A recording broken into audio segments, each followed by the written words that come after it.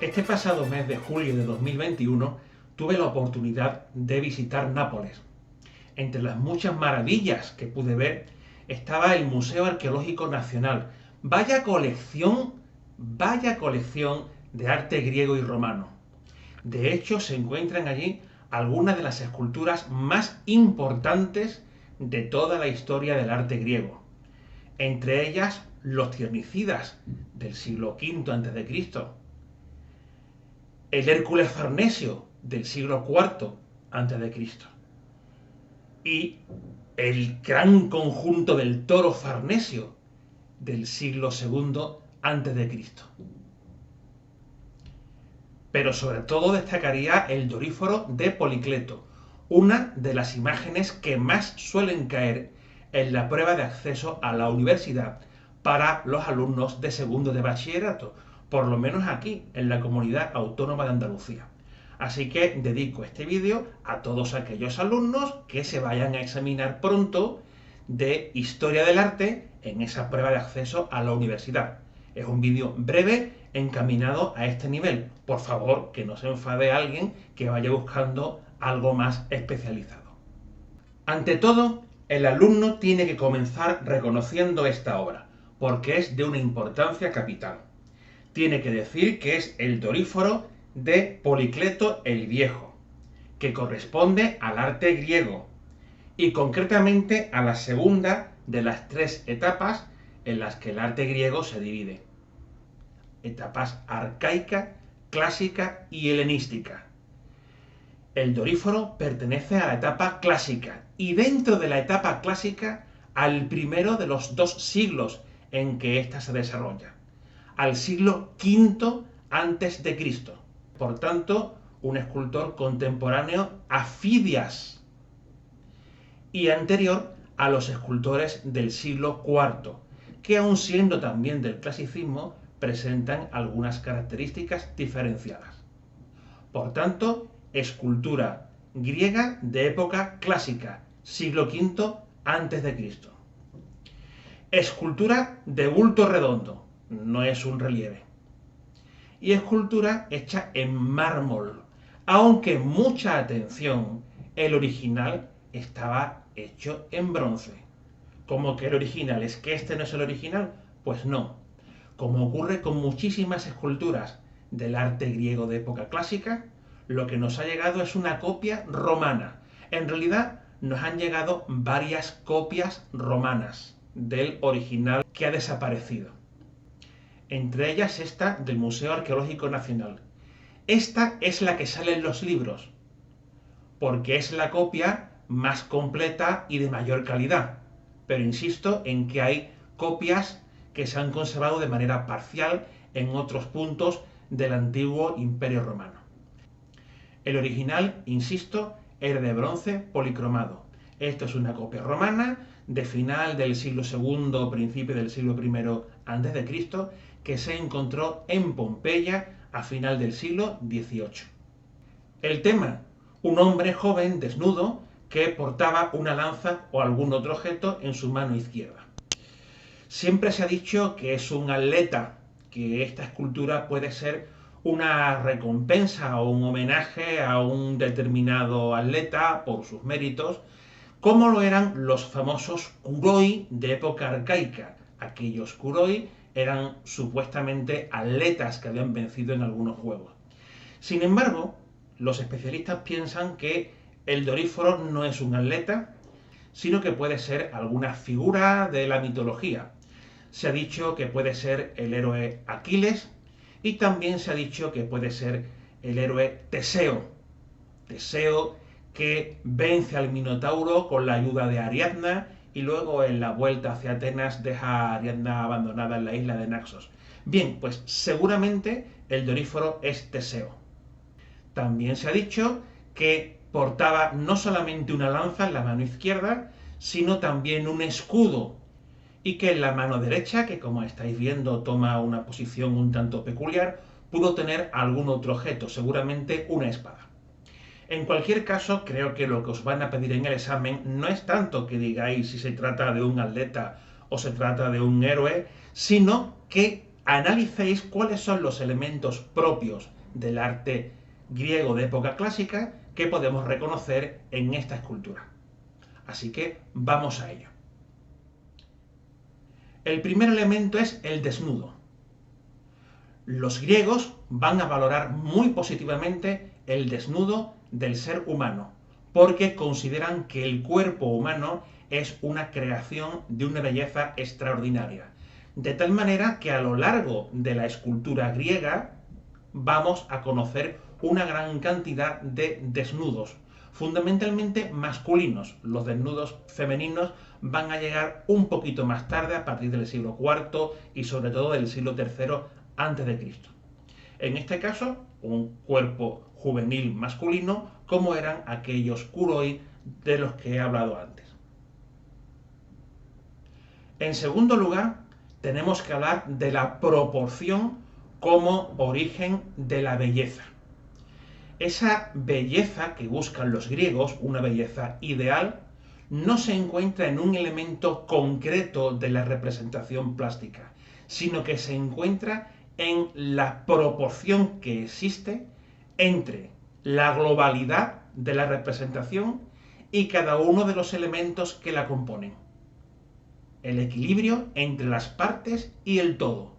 Eso los griegos lo conocen como la armonía, una palabra que tiene fortísimos significados musicales y matemáticos, porque los griegos antiguos entendían que en las matemáticas se encontraba la clave de esa proporción entre los elementos y el todo, la clave de la belleza.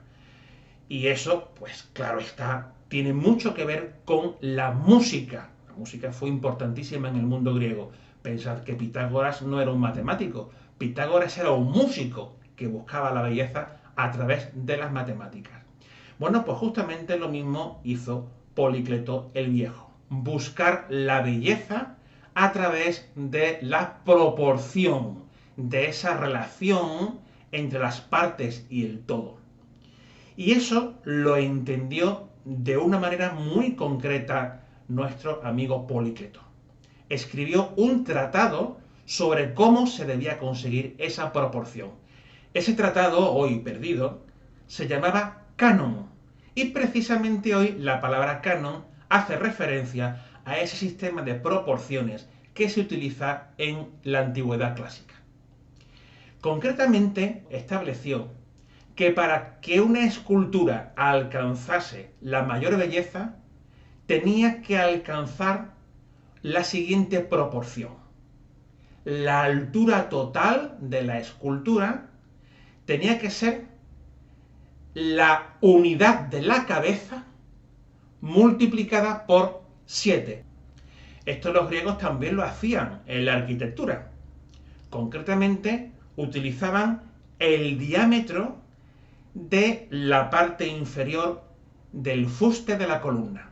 Esa unidad la iban multiplicando para obtener el tamaño de los diferentes elementos que integran un templo griego de época clásica. Bueno, pues en el caso de las esculturas, la altura total de la escultura tiene que ser 7 veces la altura de la cabeza. Y a su vez, la cabeza tiene que poder subdividirse muy correctamente en 3 partes iguales. Este canon no será el único existente. Ya veréis que posteriormente aparecerá otro canon más esbelto, con figuras más alargadas. Esta idea de la proporción tiene mucho que ver con cuestiones políticas. Los historiadores del arte que han analizado la relación entre la cultura y la sociedad y su organización política afirman que aquí lo que nos encontramos es el mismísimo concepto de la democracia. A saber, en la democracia, cada persona tiene un voto y por tanto tiene una participación en el gobierno de la polis, de la ciudad. pero evidentemente ese voto, esa voluntad propia, tiene que estar equilibrada con el deseo de la colectividad. De tal manera que el votar, la votación, supone la consecución de ese equilibrio entre el individuo y el todo, entre las unidades que conforman la colectividad y ese conjunto, esa colectividad. Así que ese concepto de conseguir la máxima belleza a través de la proporción armoniosa entre las partes y el todo es, por así decirlo, una traducción al arte del concepto político que se alcanza en Atenas, la polis más importante, en época clásica. Pero quizás lo más importante del Doríforo es la manera en que esta escultura va a suponer un paso adelante muy importante en la evolución de las formas plásticas en el mundo griego. Vamos a conocer una rapidísima evolución que parte de la ruptura de la rigidez de la época arcaica. Durante la época arcaica, los kuroi y las horai, jovencitos y jovencitas, eran esculturas rígidas, frontales, con una mirada directamente frontal, con los ojos bien abiertos, esos famosos ojos almendrados, una total simetría entre la parte izquierda y la derecha del cuerpo, gran rigidez y un tratamiento muy geometrizado de cada uno de los elementos del cuerpo. A partir del Doríforo vamos a ver cómo esa rigidez se rompe. Y se rompe mediante un recurso que es el contraposto. Este recurso logra romper la rigidez y romper la simetría de época arcaica.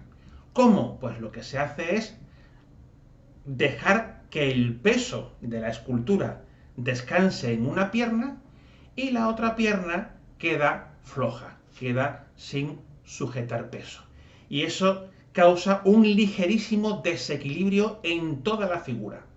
De esta manera va a haber un brazo en tensión y un brazo pues sin esa tensión, sin esa fuerza acumulada. La mirada asimismo va a ir hacia un lado y no hacia otro. Va a haber una ligera descompensación entre brazos, piernas, mirada, pero una descompensación muy estudiada. No se trata ni mucho menos de romper el equilibrio, sino de buscar una nueva manera de equilibrio. Si os fijáis bien en el Doríforo, veréis cómo la pierna que sujeta la fuerza del cuerpo rima con el brazo del lado opuesto, mientras que el brazo que está más suelto rima con la pierna del lado contrario. Todo ello genera un juego muy sutil en el que la mirada del espectador se va dirigiendo de un elemento del cuerpo al otro, de tal manera que esos elementos se contraponen entre sí. Hay un equilibrio desequilibrado que logra darle, por así decirlo, naturalidad, darle flexibilidad a la figura sin romper el equilibrio, porque el equilibrio es fundamental para conseguir la belleza.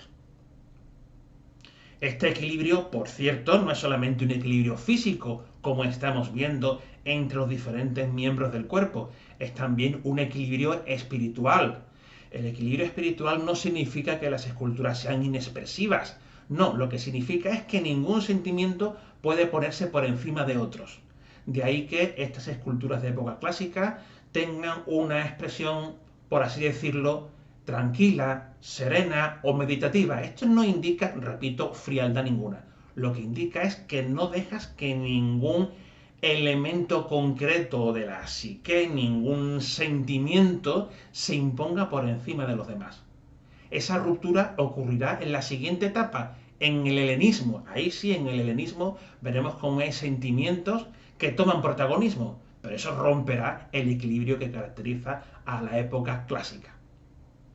Lo mismo ocurre con el modelado. Fijaos que el modelado es muy suave. Se evitan los grandes surcos para que no se creen grandes efectos de luces y sombras. La utilización del claroscuro también será un recurso de esa etapa posterior, la del helenismo. Pero en este momento, en el siglo V, hay que evitar esos claroscuros porque romperían la suavidad, la tersura, la elegancia de ese modelado puramente clásico. Dicho todo esto, coincidiréis conmigo en que hay todavía algunos elementos arcaizantes en el Doríforo. Es una escultura de época clásica, desde luego, pero todavía presenta algunas deudas con la etapa anterior, con la etapa del Oscuroi. Fijaos, por ejemplo, en los pliegues inguinales, que son un poquito duros.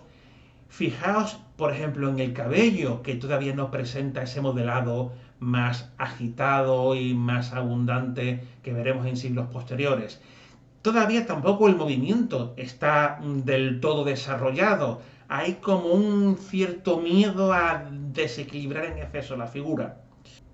Lógico, está Policleto investigando las nuevas maneras en las que uno puede expresarse. Serán otros escultores ya en el siglo IV a.C. los que desarrollen estas posibilidades abiertas por nuestro artista. Para terminar, decir como anécdota que muy cerca de aquí, de Jerez de la Frontera, en Baelo Claudia, esas famosas ruinas en la playa de Bolonia, apareció en el año 2012, pues un doríforo, bueno, no exactamente un doríforo, aparecieron fragmentos de una escultura que después de ser estudiado resultaron ser de una de las muchísimas copias romanas que se hicieron del doríforo y se repartieron por el imperio. De hecho, la huella del doríforo va a ser tan grande en época romana que el mismísimo Augusto de Prima Porta, otra escultura que cae muchísimo en la prueba de acceso a la universidad, es en cierto modo una herencia de esta grandísima creación de Policleto.